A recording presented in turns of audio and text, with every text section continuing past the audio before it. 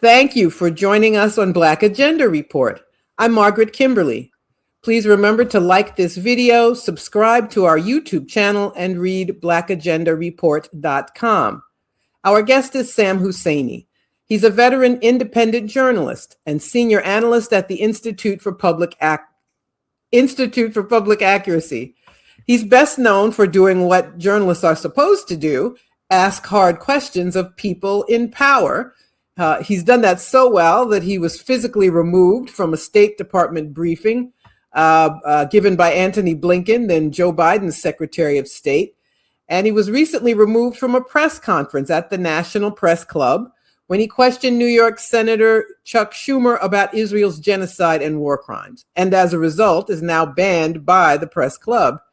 Sam now is running for Congress in Maryland's 4th District as a Green Party candidate. The incumbent Democrat Glenn Ivey is the recipient of more than $7 million in funding from AIPAC and individual AIPAC supporters. So we'll talk to Sam about his work as a journalist and his campaign. Thank you so much for joining me. Thank you so much for inviting me, Margaret. Pleasure to be with you. So I'm not sure where to begin. Let's start with the journalism. I'll start there.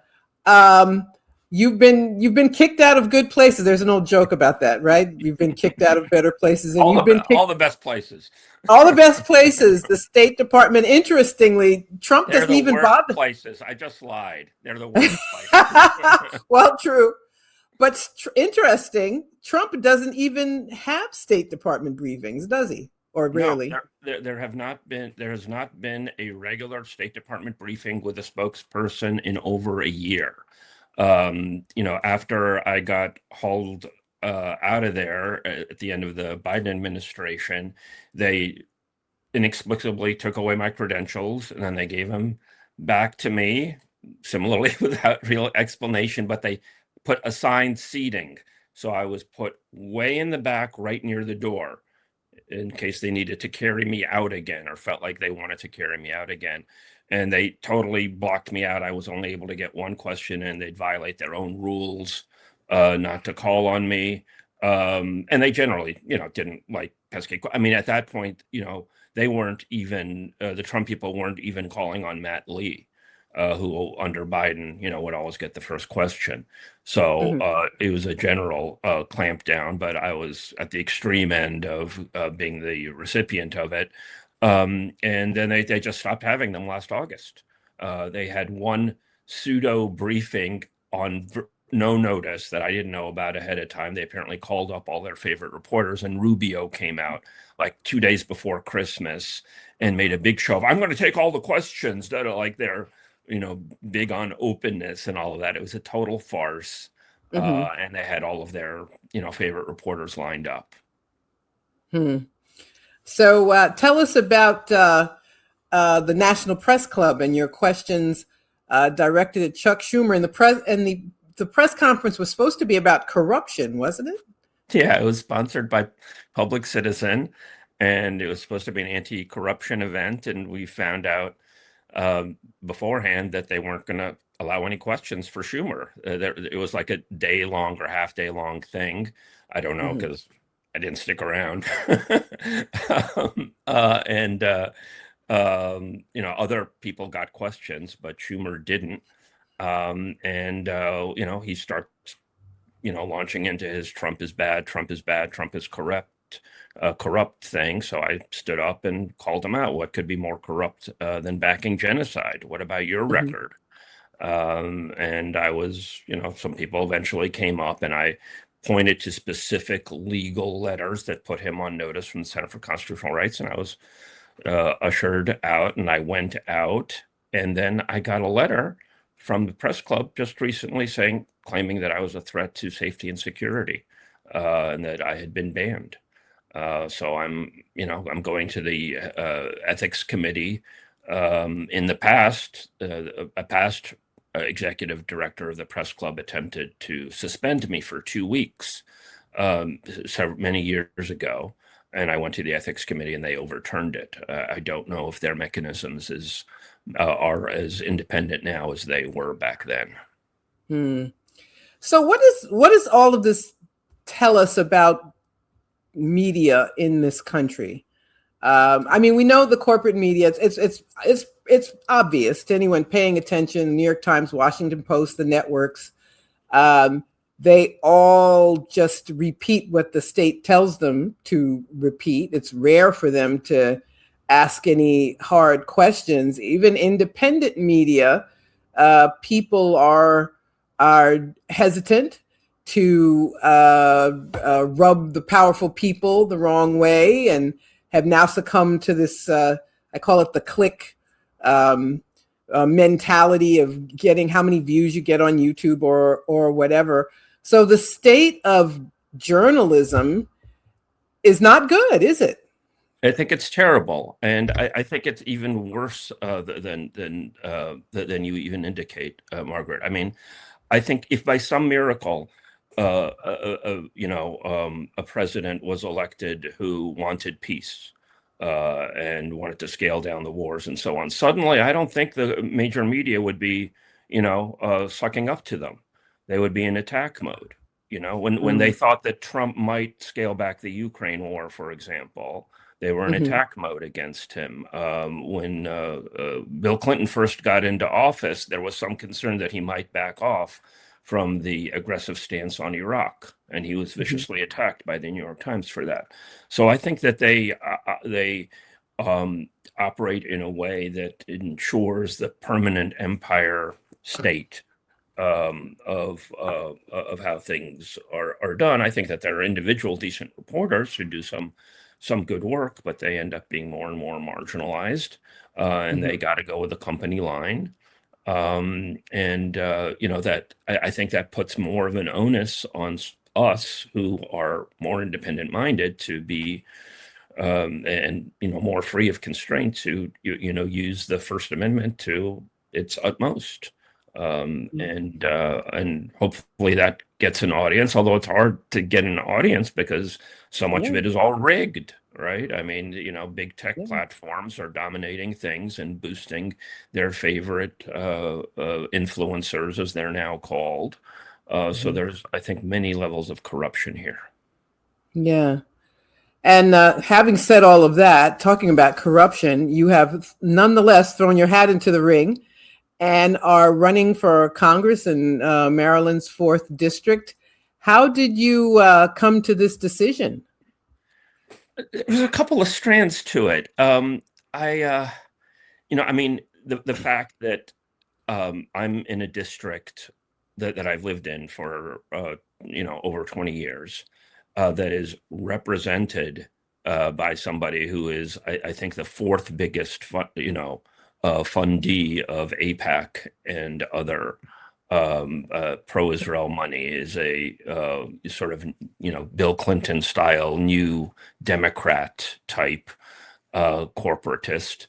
Um, you know, just made me want to do something to address that. That the district had been represented by Donna Edwards, who was, I knew and something of a friend, and was kind of as progressive a Democrat as you could, reasonably find.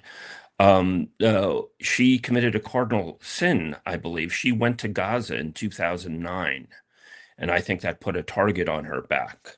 And so she ran for Senate, um, and lost, and then tried to get her seat back in 2022. And that's when AIPAC pumped like $6 million into Glenn Ivey and his campaign, and putting out smears against Don Edwards. And that's how Glenn Glenn AIPAC Ivey, as I call him, got in. And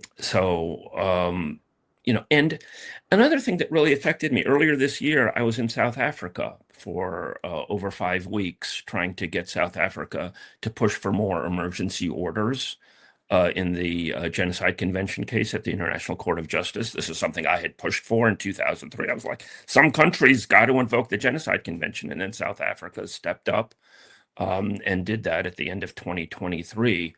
Um, but the Biden administration sabotaged the orders from the ICJ, but there's nothing stopping South Africa from trying to get more emergency orders. So I basically went there and talked to everybody that I could, trying to urge the government, in spite of the fact that it's obviously under threat from Trump, tariffs and other things. And they have their own Zionist lobby there. I mean, this is a global phenomena. It's not just, the US and Europe. Um, to try to get the South African government to do more emergency orders. And in the process of that, I went to the parliament in Cape Town and met with a bunch of parliamentarians. And you see a parliament that is a not just multiracial, but multi-party functioning democracy with a hell of a lot of problems. But it's and parliament members wearing t-shirts and like regular people and things like that. And I'm like, okay, I get that this isn't the way that it is in the United States, but why? And can we try to chip away at this? And then the Green Party just came to me that some activists here did the legwork and they got on the ballot.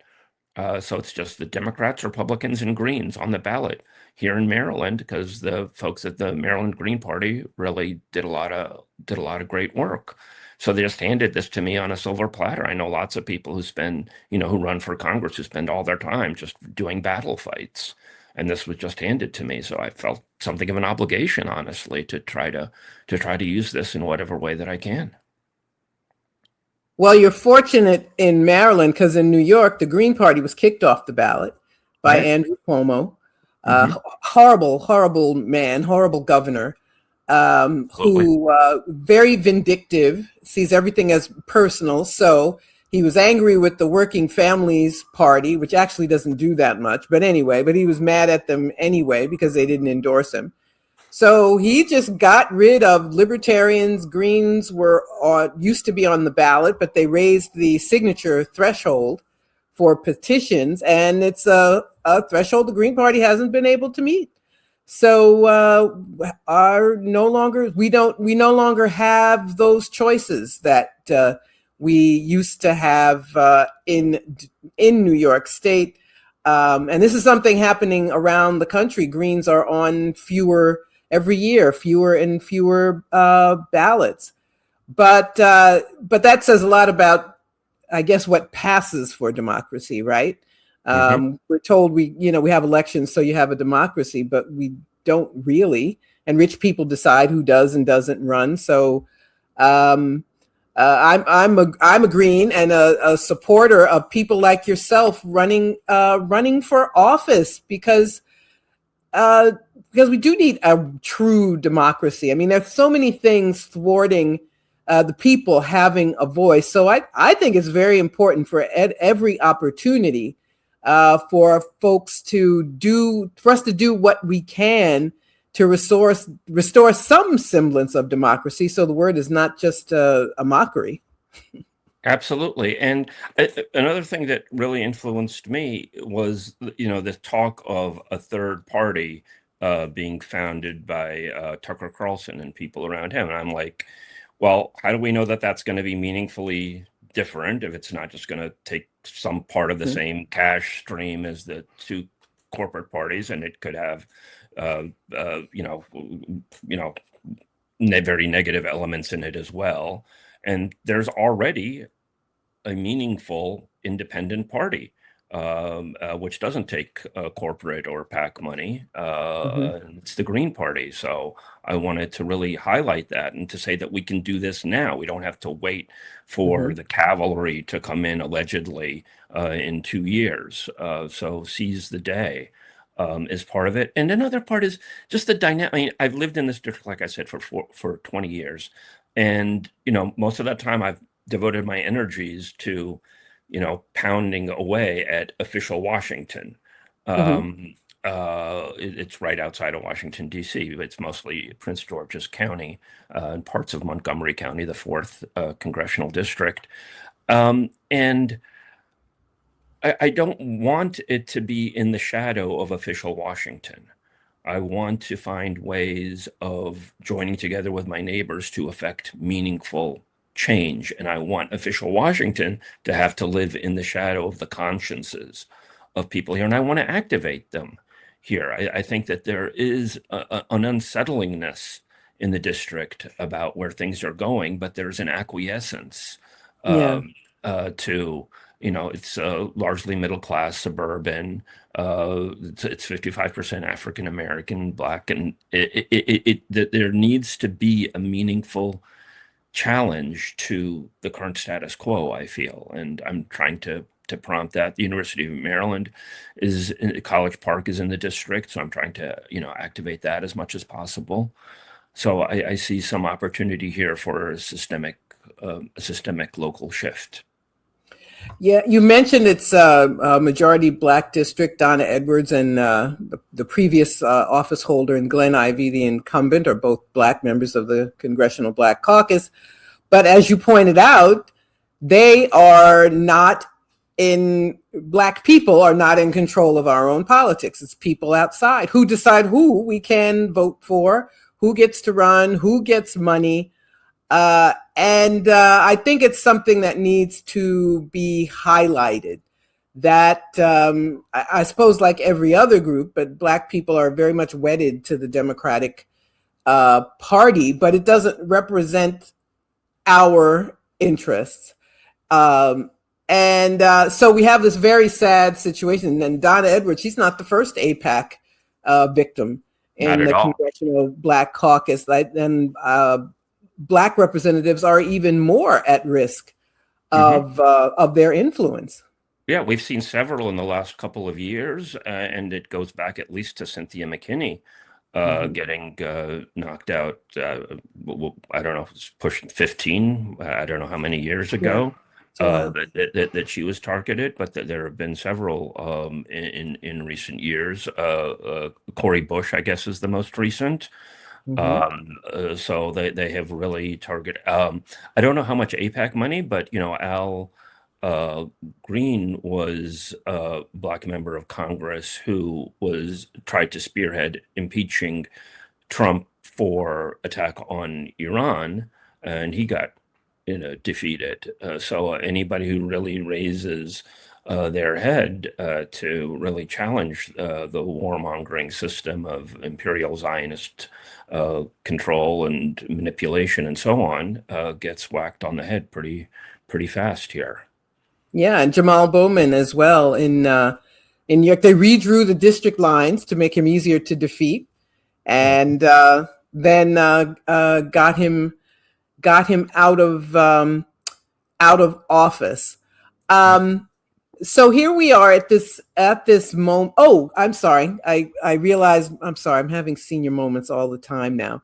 But you, but there is something I wanted to ask you about, and that is this revelation that Hakeem Jeffries, minority leader of the House, leader of the Democratic Party, could be House Speaker. It was revealed he had a secret meeting with Jared Kushner, Trump's Right. son-in-law, an unofficial member of the administration, and a person. New York Times described it as a person who's a mutual friend of both. That is to say, a rich person who's a Democratic Party donor. Put this meeting together, I'm assuming at Kushner's request. And and it's gone downhill from there. Hakeem Jeffries, I don't know if we before we got on, you were talking about how busy you are and you can't follow the news like you used to, but Jeffries produced this. Sorry, It's okay. but Okay. I have to talk about this Jeffries, this crazy video that he had. It was quite hilarious. He starts off with "What's up, y'all?" And tries to defend himself and calls Kushner part of the Trump cartel when he met with them. And everybody. I mean, it's funny in a way. It's funny, but it revealed a lot about politics and about who really runs things. And there, of course, there's speculation because it was a secret meeting, right? We don't know what they were talking about. Were they talking about Israel? And I wonder, because he's fully on board. I don't think they had to talk to Jeffries about Israel, but you mentioned impeachment. And I wondered if that was it. They want to make sure that if Democrats win back the House, that's not going to happen. That's my latest guess, but we are guessing. What do you think? Yeah, I mean, I don't know. I just see this I think that there's this constant, collusion Mm-hmm. between these powers. So it's, I mean, I think it's almost refreshing to know that there are these kinds of meetings, so that, because what they, typically put forward to the public is that they're, at loggerheads and they're constantly battling, and the Democrats can say how terrible Trump is, and Trump can say how insidious the Democrats are, and that's how they basically, keep their respective bases, from just totally in line. So the I mean, and another, so I'm kind of glad that, to some extent the cat's out of the Mhm. bag, that they Yeah. collude and make deals and so on. And the other aspect of this is that, so many so-called progressive Dems who are supposed to be anti-genocide and critical of corporate power, and supposed to be for Medicare for all and all of these things, and socialists and so on, they're all, backing Jeffries as the speaker if the Democrats get a majority. So, I mean, it goes back to the notion that you can't be anti-genocide in a meaningful way inside a pro-genocidal party. So I think if we think it out, I think it really exposes the system in a lot of insidious ways. It certainly does. But you mentioned Medicare for all, and Jeffries, I think recently on Meet the Press, made clear he's opposed to Medicare for all, which most people want. I mean, by huge margins. Mhm. Even most Republicans want Medicare for all. And I mean, talk about corruption. This thing that most people are in favor of is, what did Hillary Clinton say? Never, ever, ever going to come to Right, pass, and right, we're still hearing that. right. It's horrible. Yeah, no, it is, and I think it really shows the process to which Congress has been manipulated so that it doesn't reflect um, the views of the public in any meaningful way, and that there's so little space for people across the political spectrum from coming to solutions. And I hope that one of the things I'll be able to do is call out both sides Mhm. about their various corruptions and how they do collude.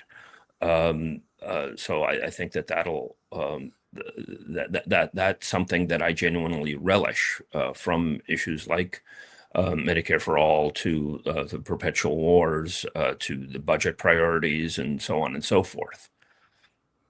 And there's a hot issue this year. That's these AI data centers. Uh, Absolutely. are there data centers in your district, the fourth congressional district in Maryland? They're trying to, and there's a lot of activism about stopping them. There are some that are nearby. I was just brought to my attention that Glenn Ivey has at least $100,000 of his own money in a big tech firm, NVIDIA, if I'm pronouncing Mhm. it correctly, that designs the chips for the data centers. So he is personally invested to the hilt in this technology that's not serving human needs, that is designed to uh, ultimately, I believe, manipulate knowledge and information, and can damage society in a number of ways, and the environment in a number of ways. So that's just simply another reason to be extremely skeptical of corporate Democrats, including, by all means, Glenn Ivey. He doesn't trade stocks like a lot of Democrats, like Pelosi is Mhm. constantly trading, but he grabs hold of a corrupt stock, it doesn't scrutinize the business, and then just holds on to it as it increases in value. Yeah, that's a serious problem. Members of Congress getting rich while in office, Yeah, enriching yeah, themselves as a result of their position. yeah. He's a millionaire, and he's like in the middle of of Congress. So it's like the norm is to be a millionaire. I think I would be one of the few people, if I were elected into Congress, who would experience a massive pay bump. Which says a lot. That's like, what a coincidence. So they feel. I mean, even if I'm not sure what happens to people that, let us say someone is sincere about representing what the people want, but the system beats folks down when they get there. How would you fight against that? I would plead for people like you and others to hold me accountable. I have tried as I become a candidate to be exactly like I was 6 months or a year ago in terms of my outlook of things, that I'm Mhm. not tailoring my message to, um, to be a suaver, smoother candidate, and to be myself. And I think that I would do the same thing once I got into office, and to have that position, to be, I would be the only Green Party member to be in Congress, and as such, I would use my perch, like I say, to call out both sides as strongly. And in some ways, I feel like I would be like the only one who would, genuinely uphold the Constitution. I mean, in terms of the Bill of Rights, in terms of civil liberties, in terms of free speech, and the various attacks that have come against war powers. Virtually all of the members of Congress have either, as you say, acquiesced, turned their back on, or been defanged in terms of actually putting their shoulder to the wheel to uphold these principles that are supposed to be at the bedrock of what is supposed to be rule of law, what is supposed to be meaningful democracy. Meaningful democracy. That would be nice, wouldn't it? How do people find out about your campaign? They can go to samhusseini.com. We are setting up phone banking if people are outside of the district and want to help. If they're outside of the district and they know people in Maryland's 4th district, the election is on November 3rd. So we got to get busy, busy, busy to do outreach to groups and people and networks and organization to get the word out. It goes from like Mount Rainier to College Park to Greenbelt, Laurel, and then all the way south. It skirts Bowie and goes south to Fort Washington. If people are familiar with the area, it's the district immediately to the east of Washington, D.C. Um, so I mean, people in Washington, D.C. as well can be active in it. So if people go to samhusseini.com, obviously welcome contributions, but really want engagement. Obviously, people in the district can be of immense help in terms of getting the word out and so on.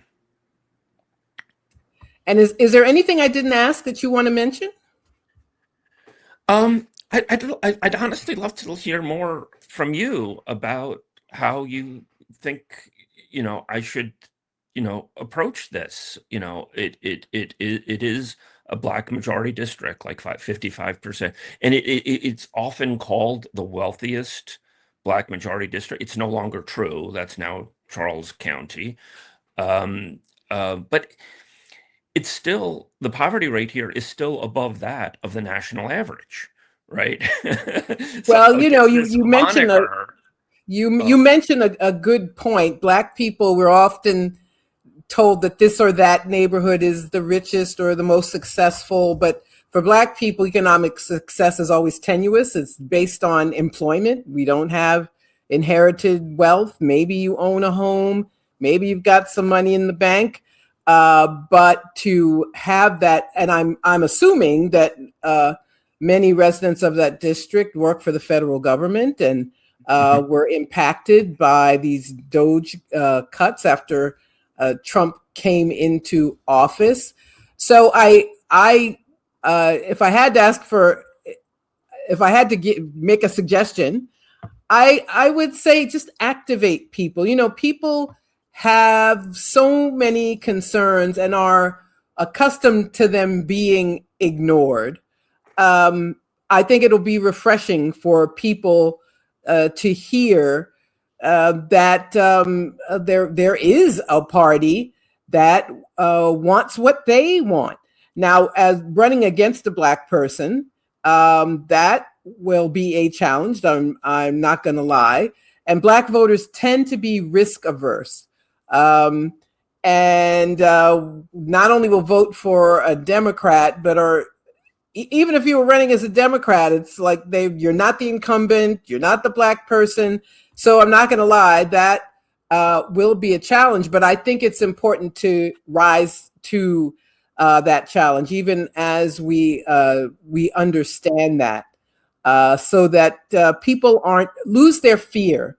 Black voting dynamics are very fear-based. It's about not just keeping Republicans out, but sometimes keeping people out just because you don't know who they are and you're not sure. So that's going to be an issue for you. But there are a lot of people who are disconnected. I don't know what percentage of people there vote, but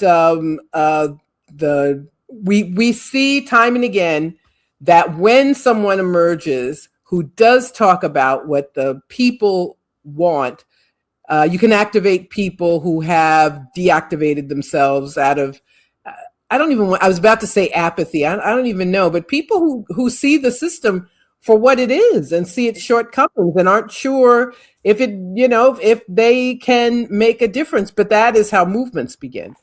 So I would say think of it as a movement, rather than just an ordinary election. And I hope that made sense. Did that make sense? Absolutely, and that is the direction that I've been tending towards. The thing is that Ivy is attempting, and I know we're running a little over here, but I do actually want he's he's voting better now in the last 2 months. He voted against the NDAA, for example, after running off and meeting with Netanyahu twice while he was slaughtering hundreds of people a day. And he can play off of Trump. He denounces Trump, doing the, government worker attacks and so on. And there's the Census Bureaus here. There's a big NASA facility here. They just shut down the library of this big NASA facility in the district. It's insane. So it's so easy for these corporate Democrats to play off of Trump and say, oh, he's so terrible, da da da da da da da. You got to back me up to the hilt, rather than you've been completely ineffectual in how you've tried to challenge Trump and his corporatism and his repression, and we need new ways to do that. Well, thank you, Sam. As you said, we ran a little bit over, but it was all for a good cause. Thank you so much for joining me. That's Sam Husseini, independent journalist and Green Party candidate for Congress in the 4th District of Maryland. Thank you so much. Thank you, Margaret, and thank you to Black Agenda Report. Oh, you're very welcome.